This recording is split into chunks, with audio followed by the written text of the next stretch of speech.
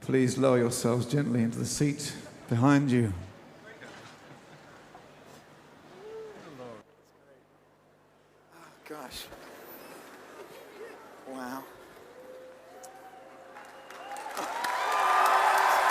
Cheers. Cheers. It's amazing how many significant stories in the Bible take place in the context of a meal. There's just something about people being together around food that's just really special. And in just a moment, Steve's going to tell us a story that took place in that context. And I thought, as a way of kind of setting the table, that I'd tell you another story about another meal. Here we go. Matthew looked around the table and counted. 10 guests, 6 dishes, 5 stacks of thin, flat bread, and 9 bottles of his best wine. Matthew couldn't help himself. Counting was on his mind. Counting was in his blood. Counting was his business. Counting and tables. Matthew had sat behind the one and done the other for as long as he could remember, because counting was what a tax collector's job demanded. So much for the masters back in Rome. So much for the men who watched his back. And so much, of course, for Matthew. Matthew grinned as he remembered. Count well, and you could count on a pretty good living. And if the taxpayers should complain or the accountants in Rome grow suspicious, you could usually fob them off with just a little more creative counting. A few more denarii, please. Another pile of coins, sir. Yes, that's right, ma'am. I need both your chickens.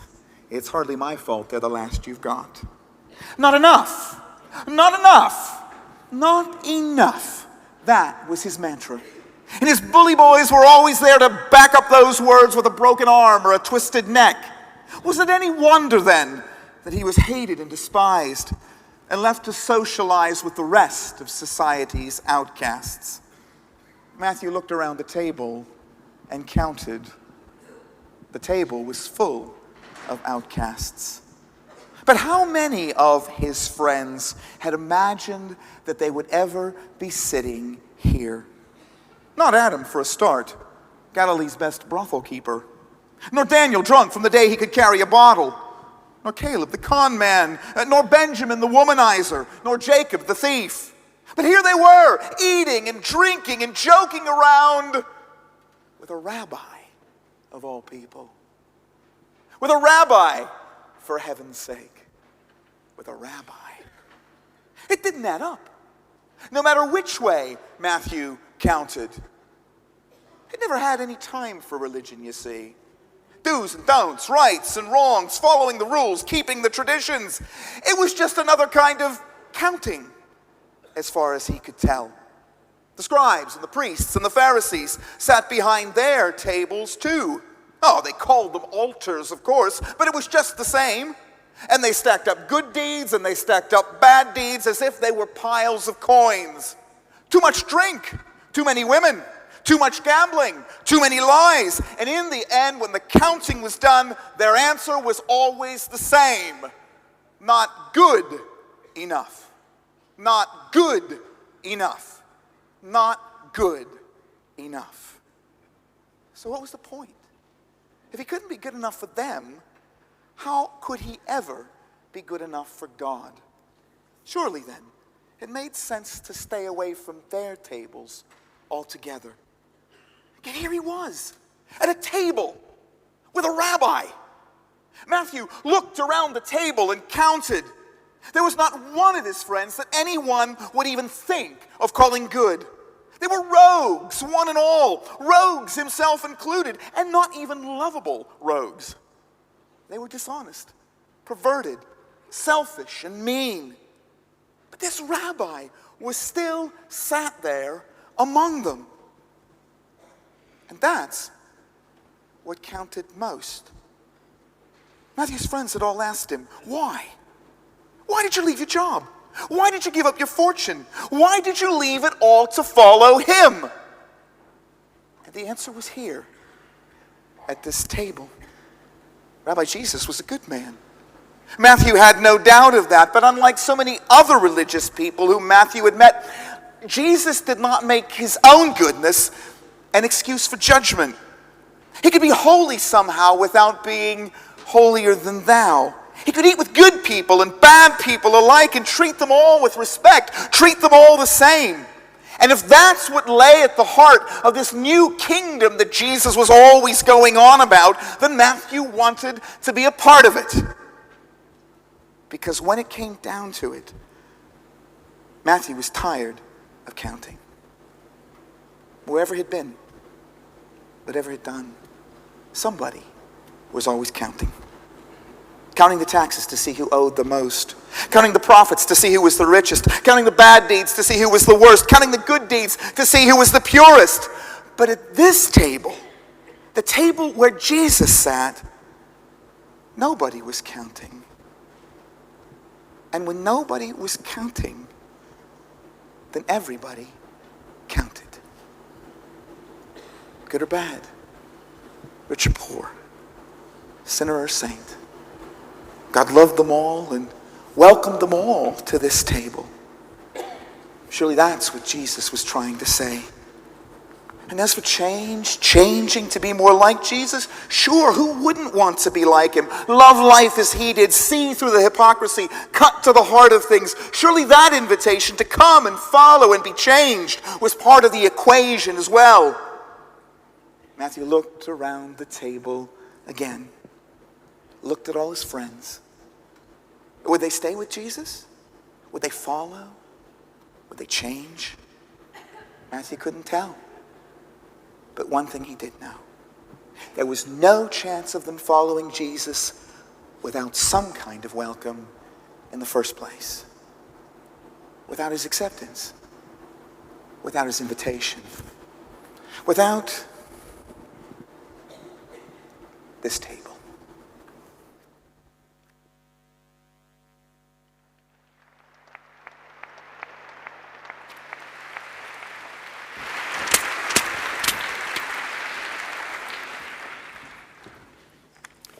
Thanks, Bob.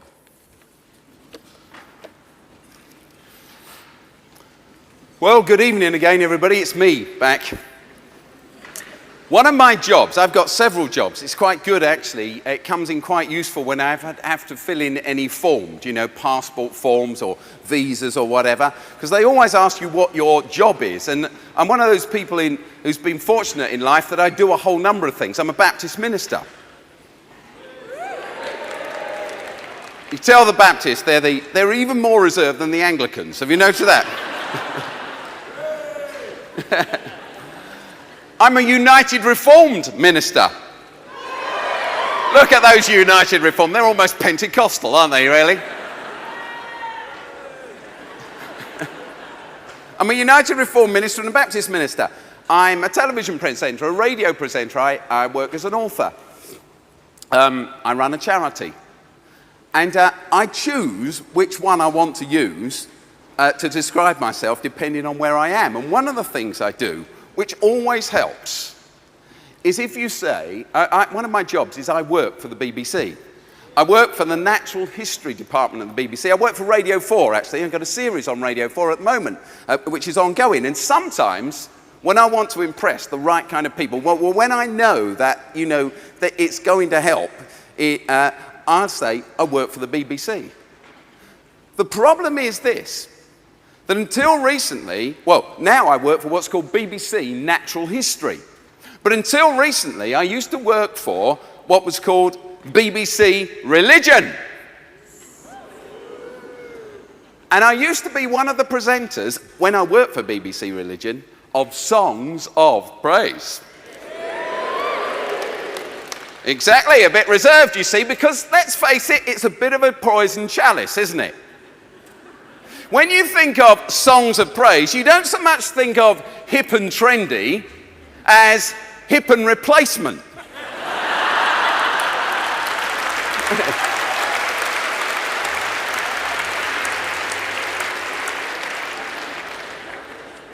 And so one day I was out there And I was picked up in a car and I was going to make a Songs of Praise programme. I live in South London, in a place called South Croydon. And I was going to Hendon to make a Songs of Praise programme all about the police force, or at least Christians in the police force. Now, South London is a long way from Hendon, North London. South Croydon is almost out the M25 one way, and Hendon's right across the other way. Go around the M25, you could be weeks. So you have to drive through London. And on this particular occasion, the journey took almost 2.5 hours. This guy picks me up. He's got this smart Mercedes. He's in his late 50s. He's dressed in a suit. He opens the back door of the car. There's the newspapers of the day in there. I step in. I sit down, as television presenters are supposed to do, and survey the papers. And we drive off. Now, I don't know if I've told you this, but I am a Crystal Palace supporter. By the way, Arsenal didn't do very well last night again, did they? Anyway, that's beside the point, and I'll run out of time. So, what happens is, we are just driving past Palace's football ground, which is just about 2 miles up the road from where I live. He's in the front, I'm in the back. And as we drive past Selhurst Park, on Whitehorse Lane, through South London, he just happens to comment. He says, "That team are rubbish." I said, "Do you mind? I support that team." He said, "Would you support them for?" I said, "Because I grew up round here, and by then we were about 200 yards up the road, and we were actually going past the house where I was born and grew up, and my mum still lives." I said, "That's my mum's house there, and I used to live there, and from my bedroom window," because I've still got a bedroom at my mum's house. Mums are like that, aren't they? Mums are like that. They keep your bedroom for half a century. I said, "From my bedroom, you can see the Palace football ground, and before they built the Arthur Waite stand, you used to be able to watch half of the match for free." He said, "I used to play football." I said, "So did I." He said, "No, I used to really play. I was a professional footballer." I said, "You weren't." He said, "Yeah, I played in the league." I said, "Who did you play for?" He said, "I played for Macclesfield Town." I said, "Call that professional?" He said, "I did." Well, by then, we talk about football. He's a great lad. He's a great bloke. As I say, late 50s. We're getting on like a house on fire. And he loves it that he's driving a BBC presenter to this programme, do you see? I carefully avoided telling him which one it was. We drive past the oval cricket ground. He says, "Do you like cricket?" I said, I went to see Kent play just last week down at Canterbury. Had a great day out with my mates." He said, "Oh, I used to play cricket." I said, "I thought you said you used to play football." He said, "Well, actually, I was in the Guinness Book of Records because I played professional football and cricket for my county all at the same time." I said, "That's wonderful." So we talk about cricket, we talk about rugby, we talk about life. He tells me about women. We talk about the world. And then we arrive at Hendon. He's really pleased that he's driving me because I am going on the skid pan. You know, they've got a skid pan at Hendon, bald tyres, lots of oil, lots of water, and you just drive like crazy around it. And I'm going to drive on the skid pan. He has run this car company since he retired from football and cricket, and he is so proud he's driving a BBC presenter to drive on the skid pan. So we arrive at Hendon, and there's this little barrier across the road, and a policeman comes out and stands by the barrier, and he says, "Why are you here?" My guy zips down his window. He says, "I'm here with a BBC One presenter in the back. He's here for the skid pan." The little policeman toddles off to his little hut. You can see him in there, you know, glass windows. He's ringing up his boss. And then the look on his face changes and he comes back out. And he says to my driver, he says, "My boss wants to know, which programme is it?" This is the moment I've been dreading. But there's no way out of it. So I say, he says, "Which programme is it?" I say, "Songs of Praise." Whoa.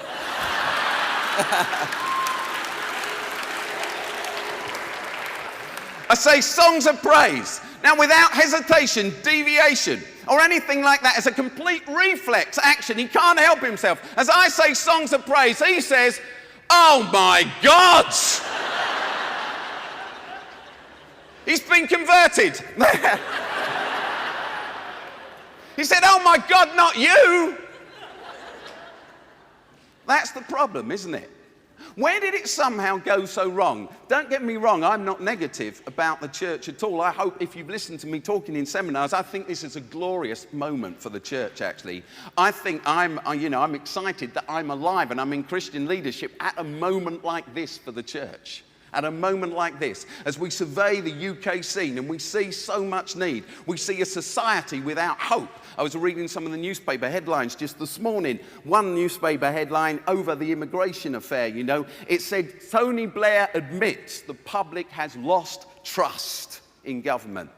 We live in a society where trust has eroded and broken down. It's been corroded. We live in a society that doesn't know what to do with its youth, doesn't know what to do about street crime, doesn't know what to do about the elderly, doesn't know what to do about health, doesn't know what to do about education or mentoring or parenting, and the list goes on and on and on. And here stands the church.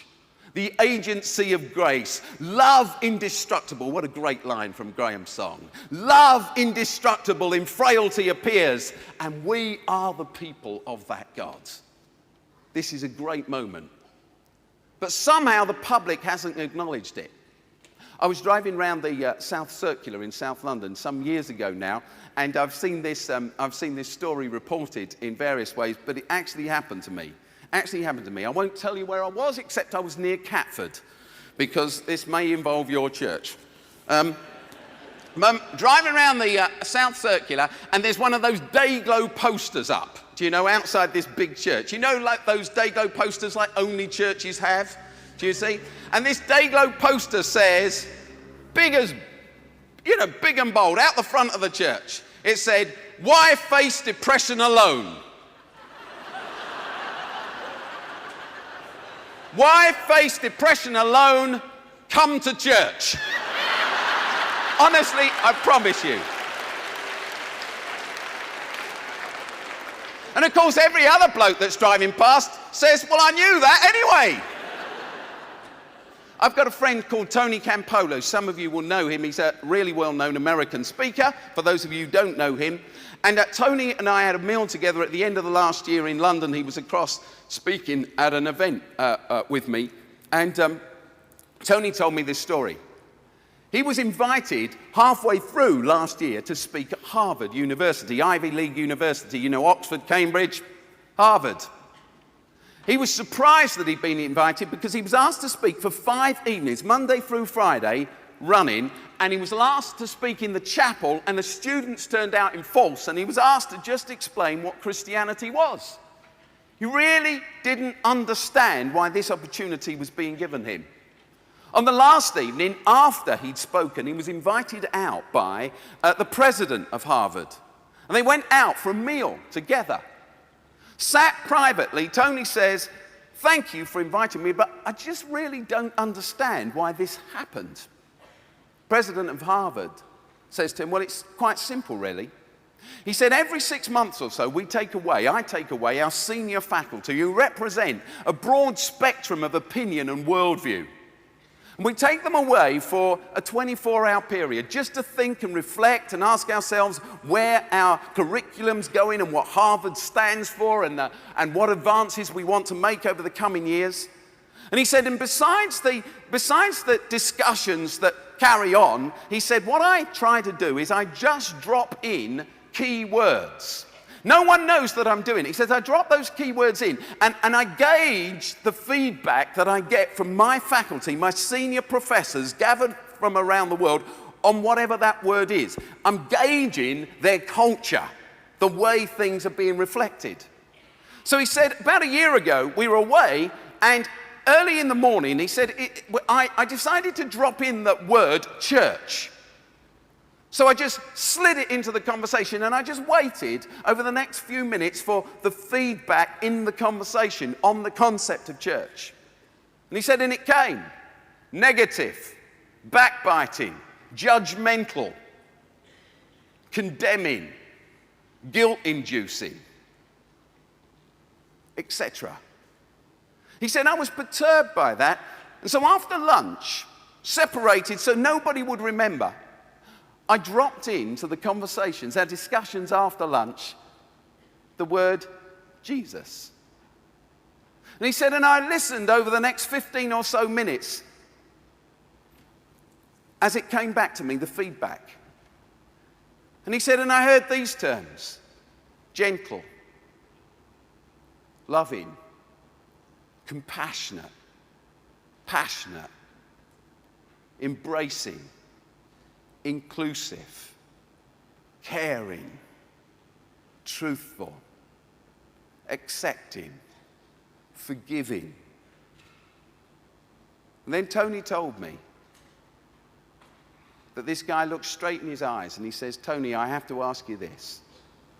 How is it that you represent an organization whose raison d'etre is to tell the world about Jesus, and yet most of the world seems to believe, perhaps mistakenly, that you represent a set of values and an ethos which is almost diametrically opposed to that which Jesus stood for himself? That is our problem. That is our problem. And there's no smoke without fire. It's no good blaming the media. We have to ask ourselves some serious questions about us and what we're doing.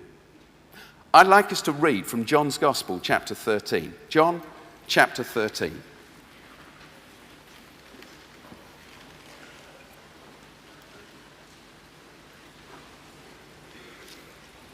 John chapter 13 and verse 1. Famous story of Jesus washing the feet of his disciples.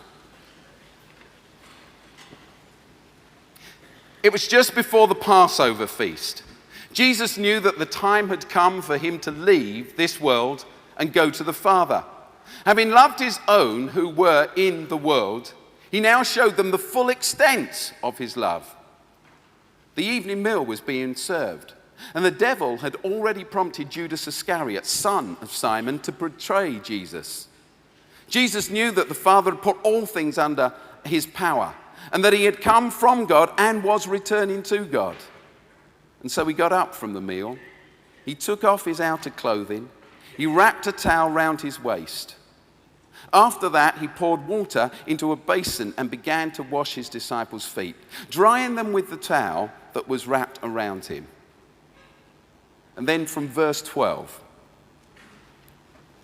And when he had finished washing their feet, he put on his clothes and returned to his place.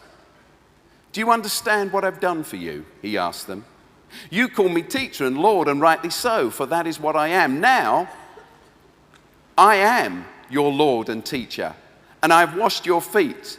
You also should wash one another's feet. I have set you an example that you should do as I have done for you. I tell you the truth, no servant is greater than his master, nor is a messenger greater than the one who sent him. Now that you know these things, you will be blessed if you do them. If you look, first of all, verse 2 and verse 3. That evening the meal was being served, and the devil had already prompted Judas Iscariot, the son of Simon, to betray Jesus. And verse 3. Jesus knew that the Father had put all things under his power, and that he'd come from God and was returning to God. So he got up from the meal, took off his outer clothing, wrapped a towel round his waist. And after he'd poured water into the basin and began to wash his disciples' feet.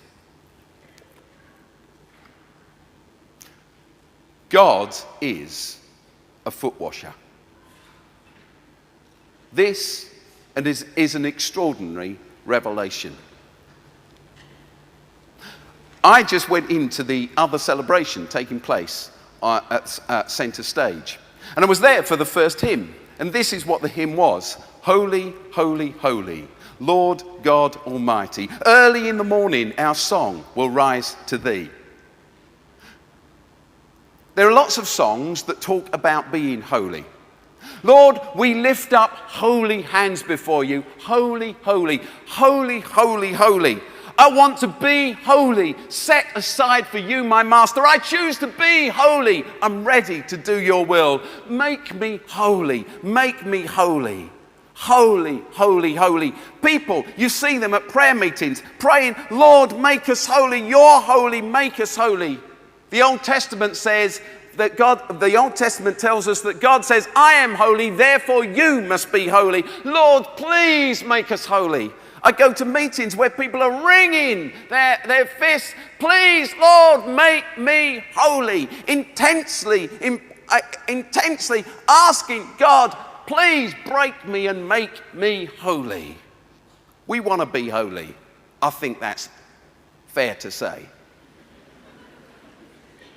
But the question is, what is holy? Through this week, I've heard the word holy endlessly. I've heard it in seminars. I've heard it around the site. I've heard people talking about the holiness of God and being a holy people of God. The only question is, what on earth does it actually mean? Why use foreign words when you can use English words? And the problem with holy is it's not an English word, and because it's not an English word, we don't really understand it.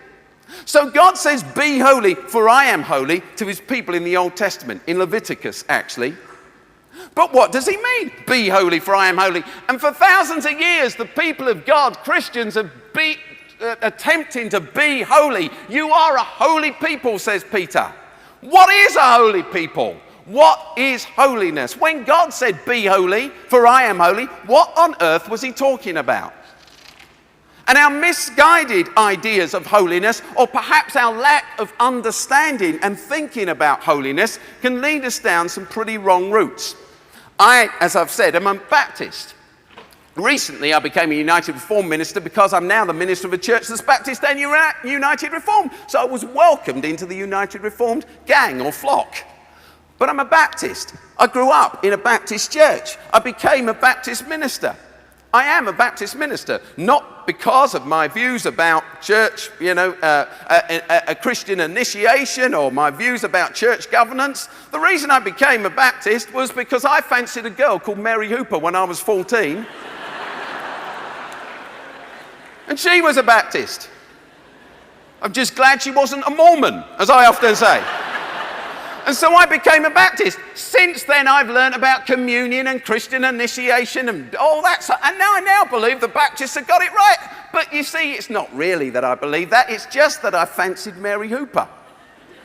And that's where I landed up. And so I get Baptist magazines from our Baptist cousins in the States. You know, the Baptists over here, we got some big Baptist cousins in the States. They're called the Southern Baptists. George Bush is one of them.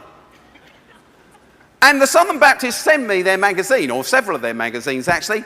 And a few years ago, I have to say it was a few years ago, just a handful of years ago, at the back of one of their magazines was a glorious advert which I still have at home. It's advertising a Baptist university, Christian university. You see, in America, we don't see how it quite works here, but in America, you can send your teenager to a Christian university instead of a secular one. And if you send them to a Christian one, you're just more sure that they're going to be okay. And you get quite a lot of Christian colleges advertising, not to teenagers asking if they want to go. No teenager wants to go to one of these places. They advertise to the Christian parents.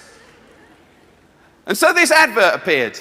It was for a Baptist university, which is just into the Nevada desert. On the outskirts. And the advert says this: send your young person to our university. And then it puts out the credentials. We are Baptistic. Secondly, we are biblical. Not quite as important as being Baptistic, but you know, it's in there. And then it said, we are pre-millennial. Woo! We are mid-tribulationist. If you didn't know what pre-millennial meant, you'll never know what mid-tribulationist means. But they were anyway. And then the most important piece of information, not only were they Baptistic, not only were they biblical, premillennial and mid-tribulationist, they were, it said, and 50 miles from the nearest temptation. That's what it said. It's great, isn't it? Fantastic. No doubt the principal had measured out the distance in his car between his college and the nearest nightclub. 50 miles from there, and there you see, why do you get that view? It arises out of a view of holiness as separation, a view of holiness as standing apart from, a view of holiness as keeping a gap between me and the sin that might pollute me. Now, this isn't a new idea, it's not even a Baptist idea. Many of the great church leaders, that we talk about, the saints of the past, they did many good things, but they lived these lives where they turned their back on everything that was good. Augustine believed that though sex was good for procreation, passion was wrong. So he had to do it but not enjoy it, because once you'd enjoyed it, and he actually taught this separation. And I could spend a lot of time telling you about that separation, because actually what holiness was creating a gap between the secular, the world, the flesh, and the spirit. And God was separate and distant, and it was really his people that ought to keep themselves separate and distant. Do you recognize that kind of thinking? Just slightly. I grew up in a church that was a bit like that. We used to have a little rhyme, actually, in our Sunday schools, because we had American cousins, Baptist cousins, and I think we got some of their kind of ideas, because we had missionaries over. And as a kid, in this boys' group, when I was 11, we learnt this little rhyme, and it went like this. I promise you this is true. The rhyme went, "We don't dance and we don't chew, and we won't go with girls that do." That's honestly what we learned. Separation, putting a distance between us and temptation. The truth is, of course, that though we sang this little rhyme every week, we don't dance and we don't chew and we won't go with girls that do, the truth is we'd have gone with any girl who showed up. But still do you see? This view of holiness as separation. I often tell people that in my church life was easy. Everything was either compulsory or prohibited. It was that view of separation. But the truth is that holy doesn't mean separate. Not really. It means much more literally different. What God said to the people of Israel was this: I am different. Therefore, you've got to be different too. He was different to the other gods. The other gods were vengeful. The gods of the Egyptians and the gods of the tribes around Israel. The gods, they were vengeful. They were on your case. They were distant. They didn't like people. They were down on people. Remember the story of Elijah on Mount Carmel, and he challenges the prophets of the Baal gods, and they start slashing. Remember that story? They start slashing themselves and cutting themselves. Why? Because that might just induce their gods, who are distant and don't like them very much, to get involved on their behalf.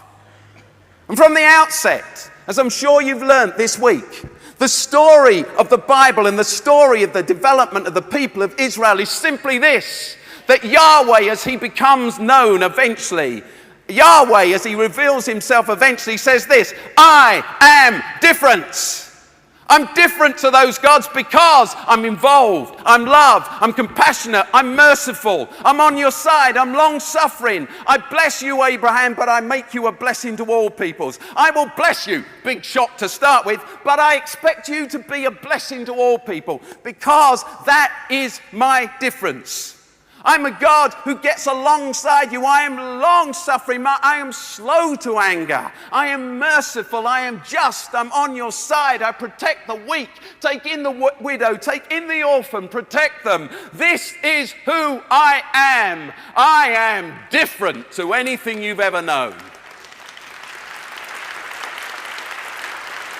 And so God says, I am different, be different. When Moses heard this, when Abraham understood this, when the people understood this in Leviticus, they didn't think, oh, what is holiness? They knew what holiness was.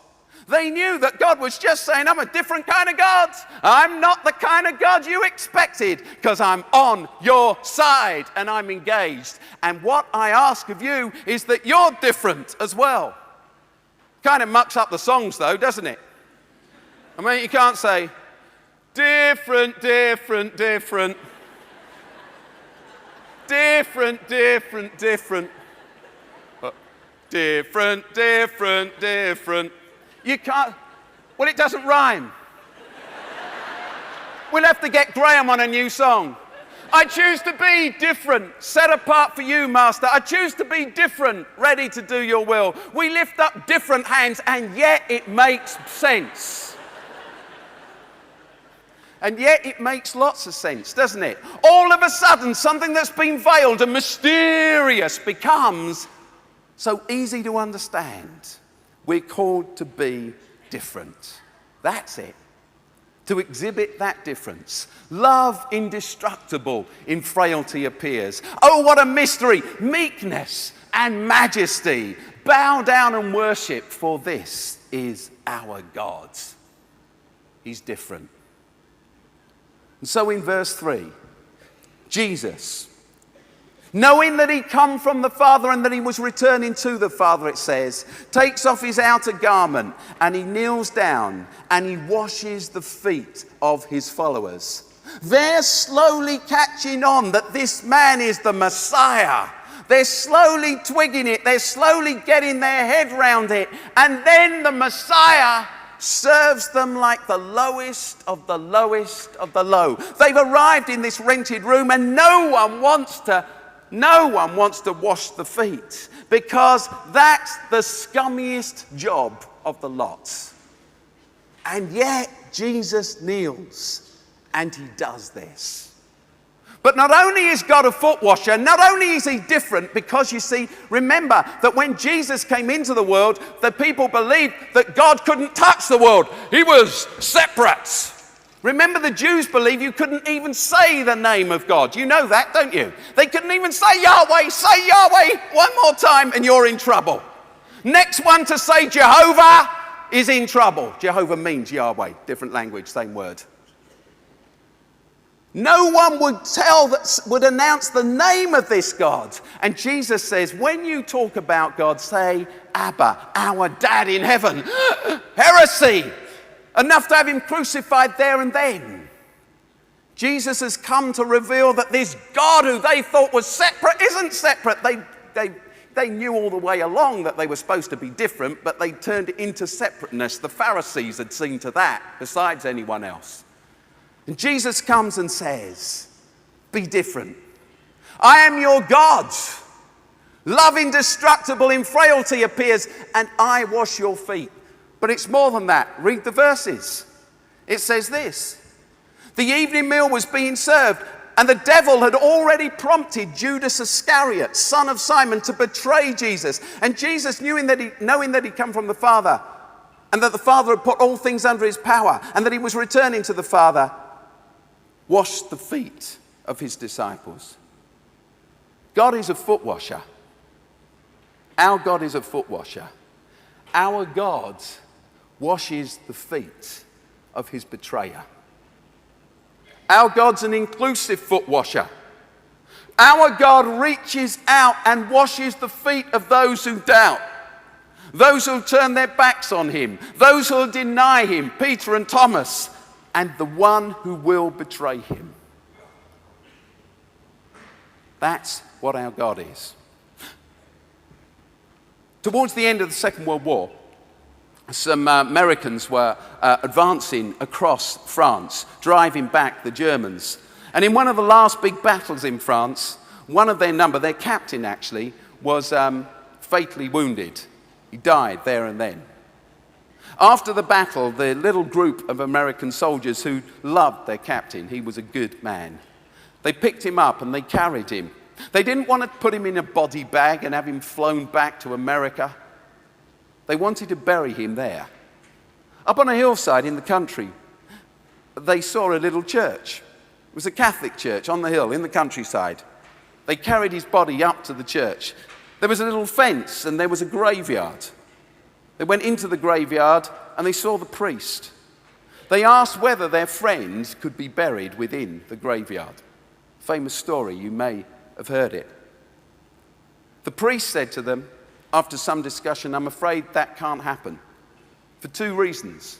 Firstly, your friend, as you've just told me, was not a Catholic. This is a Catholic graveyard. Secondly, unfortunately, as you can see, the graveyard is absolutely full. There is no space." Dejected, this man's friends didn't know what to do. But they decided, as they left, still carrying his body, that they'd bury him just outside the fence, a yard or two outside the fence. And so they dug a shallow grave and they buried him there. And they got some bits of wood and they made a cross. They firmly fixed it in the ground. They made their way home. 2 months later, the war was over. A year later, they decided to revisit France to honor their friend. They came back to the same place. They made their way up the hill to the little fence round the graveyard. They walked to the spot where they knew that they buried their friend. There was no trace of his grave. The cross had gone. This Catholic priest had even removed the cross. They saw him inside the church. They marched in, ready to tell him what they thought of his attitude. But he noticed them coming and ran towards them. He'd recognized them. He said, "I'm so glad you're back here. You see, after you left, I began to think about what I'd said about your friend not being a Catholic and about the fact that the graveyard was full. I'm sorry, forgive me." So what I did was this. I went to the town and I bought some more fencing. And I stretched the fence and it's now bigger. And look, your friend is buried inside the churchyard. Jesus moved the fence. Our task is to move the fence. Jesus included Judas. Just hours before, Judas would betray him, and Jesus knew he was headed towards the cross. Jesus washes the feet of his betrayer. He never gives up. He will not let go of this man. He will not separate. Our Christianity has become about separation. We don't like what you do, we separate. We don't like what you say, we won't have any of that. That Christianity is not actually from Christ, for it does not have his values about it.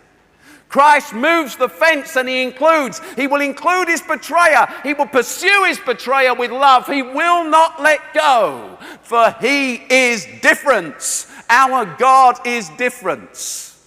And we are called to be different. Be different, for I am different. Why is all this so important? This stuff that leaps out of us from this passage.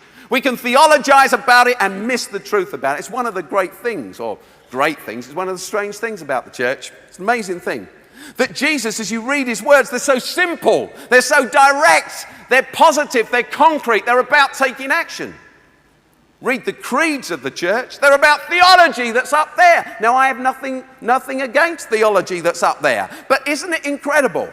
Is it not incredible? Where in our creeds do we read, God is love, let's be love? Where in our creeds do we read, Jesus washed the feet of people, do the same? Where in our creeds do we read, love your enemy, for that is my creed? And that must be our creed, because we serve this different God. It's good that we have our doctrines to draw fences around other things. I'm not saying any negative thing about that. I'm simply saying there seems to be a gap. An aching, awesome gap, a massive hole that allows us to divide over things that really are secondary when the primary things that Jesus said, in my name, love this world and give yourself for it. Take up your cross and follow me, are often denied. Just to get technical, theological for a moment. If you get bored in this bit, shout, "I'm bored!" Christology must determine missiology, and missiology must determine ecclesiology. I said you'd find that tough. Thank you. Let me explain what it means to the rest of them.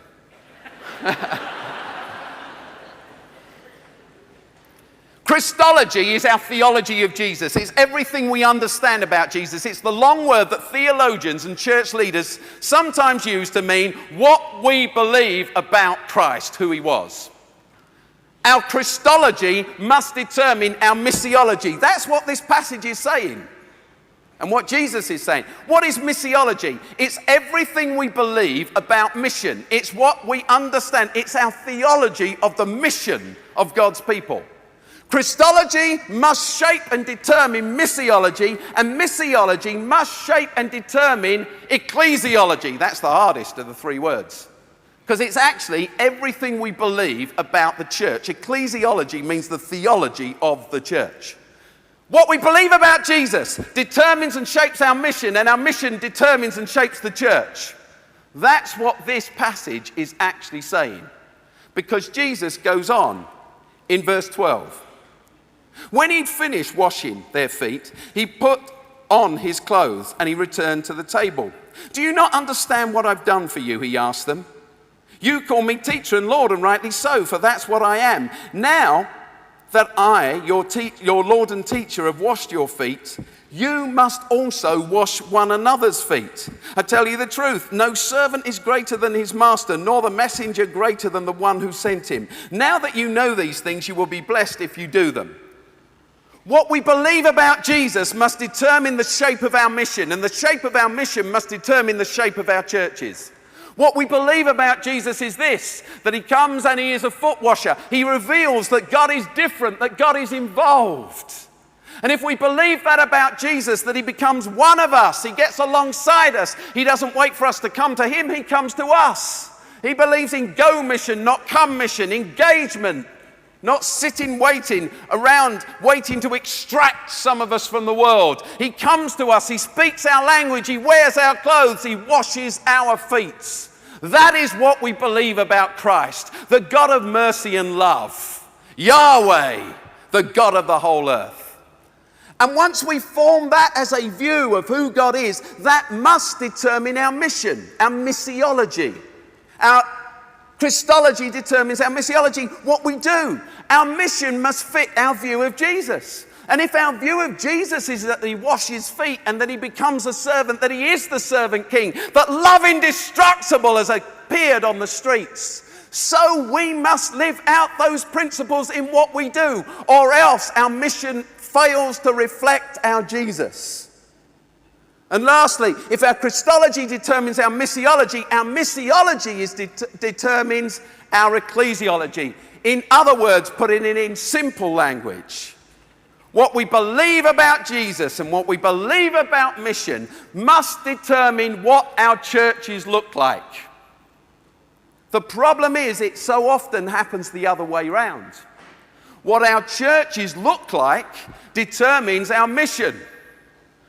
Our churches do this and do that. We meet at 11 or 6:30. We sing these songs to these bands. We always have these prayers and we say this bit. We welcome people in. They sit in rows. The man at the front stands up and speaks. The people better be there and they better be quiet. You don't speak in a sermon. You just listen. You have to be clean and you have to be tidy. You come to the communion rail. You kneel in the right places. And so our mission becomes determined by our church, because our mission becomes, let's build some things around what we've already got that fit in with our use of the buildings. Now, we've just had them decorated and we don't want them spoiled. And we need people to sit in these seats. We need a mission that fills these pews and puts bums on seats and at the communion rail on time. We need a mission that produces people that dress like we do, have our values, and are just shaped like us. And eventually what happens is the church determines the mission to fit in with its habits and its buildings and its style. But in the end, our view of Jesus gets determined by our church as well, which is why we see so many pale Jesuses with blonde hair hanging on pictures on the wall, because our Jesus looks like us. Do you see what I mean? We started with us and our values and our beliefs and our culture, and then we created a mission around our values, and then we created a Jesus who looked like us and fits so neatly into what we already believe. But actually it must be the other way round. What we believe about Jesus, this radical God who becomes involved with us, must determine our mission, and our churches should be shaped by the mission rather than the church shaping our mission. Does that make sense? I ask you this question. Is the mission your church is involved in, is that mission shaped by your church, or does that mission shape your church? And if we begin with a mission to the lost and the lonely that we've sung about this evening, to the broken, if we begin with a mission to reach them for Jesus and to wash their feet and to include them, I've got a hunch that our churches would look very, very, very different from the way they look now. Don't you think? That's what we're called to. So Jesus says, I've washed your feet, so you go and you wash the feet of others. You give yourself to others as I've given myself to you. This is the Grace Academy. This is losing to win. This is what it's about. I've taken my time, so I'd like to finish just with a story, true story, which I'm sure many of you will know. About 2 years ago, I remembered our wedding anniversary. I know. Been married 24 years, and I finally remembered. August the 23rd. Well, I remember it often, but I kind of tend to remember it a few days before it happens. Do you see what I mean? But 2 years ago, I remembered it about 6 months before it happened. I was feeling very romantic. And so I booked a weekend in Dublin. And Cornelia, my wife, and I, we went to Dublin for the weekend.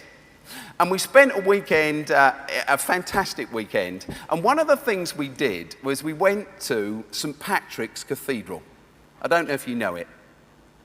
But we went into St. Patrick's Cathedral and we spent ages looking around a fantastic building. And there, in one of the rooms in St. Patrick's Cathedral, is mounted a door. The door doesn't do anything. The door is not in a doorway. It's just there in the center of a room. A huge oak doorway. An old door. Just sat there in the middle of the room. And this door has a massive hole right the way through the middle of it. And it's called the Door of Reconciliation. Let me tell you the story. In 1492, there were two warring clans in Dublin, the Fitzpatricks and the Butlers. This had been a bloody feud which had continued over generations. But now the clans had two leaders. Gerald Fitzgerald led the Fitzgerald clan. Someone called Black James Butler led the Butler clan. It's all there, written up inside the cathedral. And what had happened is the Fitzgeralds had the upper hand. And on this particular day, there'd been another battle and many men had been lost and maimed. But the Fitzgeralds pursued the Butlers all the way to St. Patrick's Cathedral. And the Butlers ran into the cathedral and they bolted the door behind them, holed up inside the cathedral. The Fitzgeralds came after them and began trying to climb in and, got ready to burn the building. Gerald Fitzgerald reckoned that the situation was getting out of hand. And so he went up to the huge oak door and he banged on it. And he pleaded with Black James Butler to let him in and let there be reconciliation. Let's make a truce and work together and live together. But there was no response. In the end, Gerald Fitzgerald picked up an axe and he hacked a hole all the way through the door, a huge hole. And then he called out through the hole to Black James Butler. And he said this: "I am putting my arm in to shake your hands. I am chancing my arm," which is where the phrase "to chance your arm" comes from. "I'm putting my arm in, and you may cut it off, but I reach my arm out to you in reconciliation, losing to win." He reached in, and the story is that Black James Butler took it and held it, and the door was opened, and the two clans made peace. I want to ask you this question, and I ask it of myself. Who will you chance your arm for? This passage is about serving each other in the community. Who in your church community have you turned your back on? And who do you need to reach out an arm to and chance your arm with? Some of you are in church groups here, and I know this is true of some of you in this building. You're here in a party from your church, but there are two of you or more of you in your party who do not speak to each other. You say hello, you acknowledge one another, but actually there's enmity between you. It's time to wash each other's feet. It's time to chance your arm. And where will this start? With the other person or with you? It has to start with you. For God came to us and he initiated the mission. God came and he washed our feet. Who will you chance your arm with? Who in this marquee, this huge tent, have you not been at peace with? Who do you need to stretch your arm out to and chance your arm with? Some of you need to go back to your churches and chance your arm. Yeah, it's broken down between you and someone else, and it's their fault, and I know all about what they did to you and said to you or didn't say and said about you, but it's time to chance your arm. For the initiative, if we are Christ-like, must come from us, because our Christology must drive what we do in our churches. Christology determines ecclesiology. Time to chance your arm.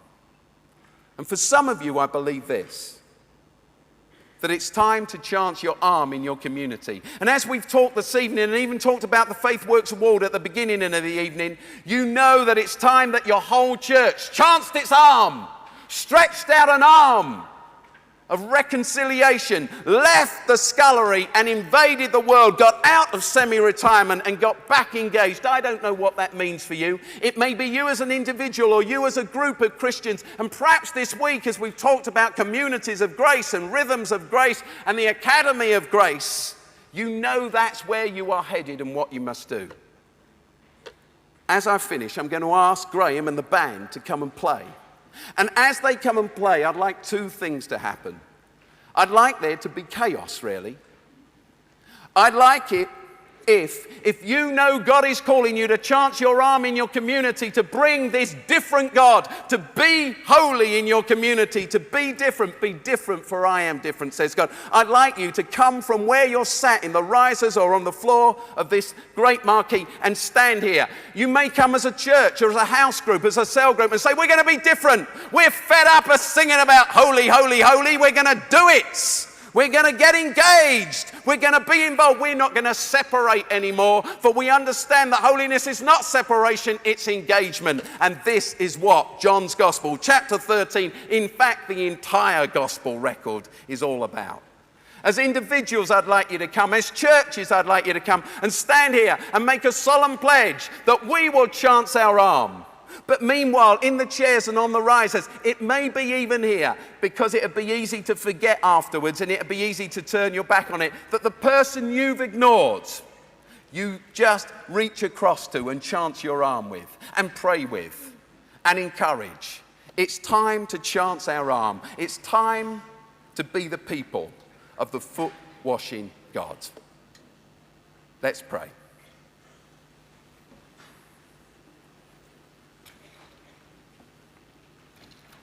And so, Father, we sit in this great auditorium together in Skegness at the end of a week where we've talked about grace and we've experienced grace. We're here to acknowledge that you're a different God. You're different to the way we expected. And you've dealt with us differently in a holy way. We want to be a different people. We want to move away from the words to the reality. The reality of being a different people, a tangible demonstration of your love in our communities together. In our communities together. But in the communities beyond our churches. And so in these moments of quietness, I ask you just to think through.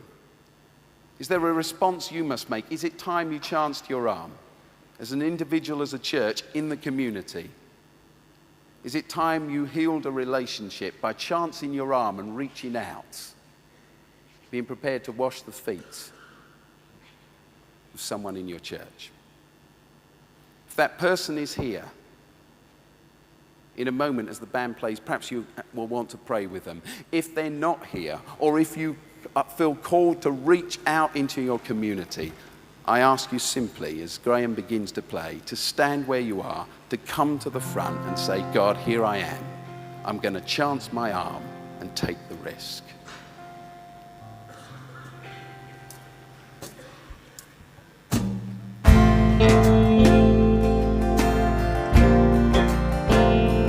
Sing as we gather. Yeah, do stand.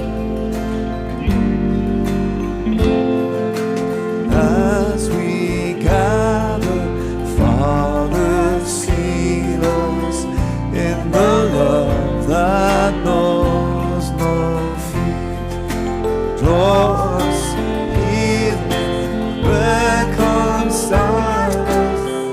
May there be a place of rest.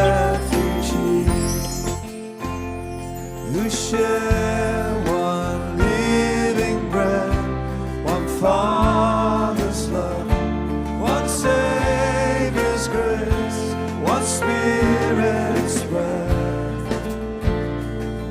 one holy communion.